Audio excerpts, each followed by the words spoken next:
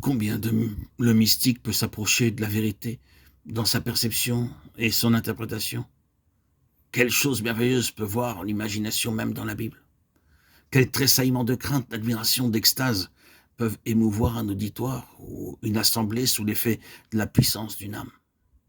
Et il est possible que tout cela ne soit qu'un monde faux, sans résultat divin ou éternel. Tout cela peut ne satisfaire que cette vie terrestre, la tirer de sa monotonie, et tout finit là. Dans quel monde artificiel nous vivons?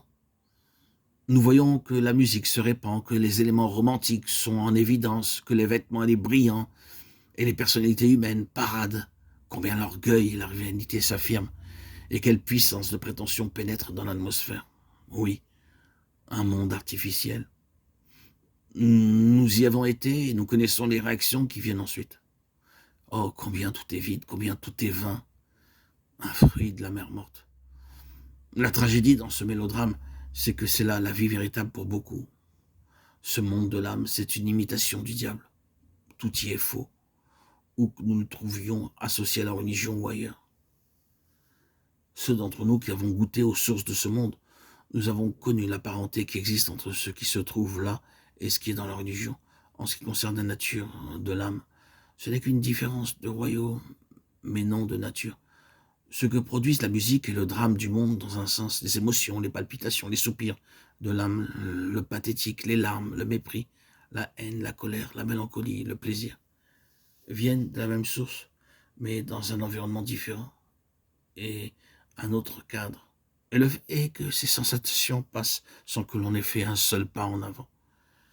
Une musique un peu meilleure, un autre prédicateur, un lieu moins familier, quelques émotions nouvelles stimuleront peut-être nos âmes. Mais où en sommes-nous après tout? Combien Satan doit rire derrière son masque? Oh, à voir la réalité de l'éternel. Oh, que les hommes puissent comprendre que tandis qu'une âme élevée et cultivée qui possède un sens développé de ce qui est beau et sublime quant à ce qui touche à ce monde, est infiniment préférable à une âme sordide. Ce n'est pas nécessairement une garantie que cette âme ait une connaissance personnelle et vivante de Dieu en tant que personne, et qu'elle soit réellement née de nouveau. L'occultisme, le pouvoir de voir plus profondément que les autres, de sentir ce que les autres ne sentent pas, de saisir ce qui est abstrait, de toucher les forces invisibles, ce n'est pas la spiritualité dans le sens divin.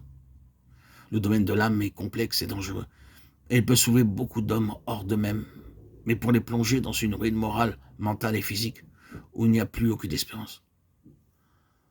Lorsque nous prions pour le réveil, soyons bien certains de ce que nous désirons et prenons garde aux moyens que nous employons pour le susciter ou l'accomplir.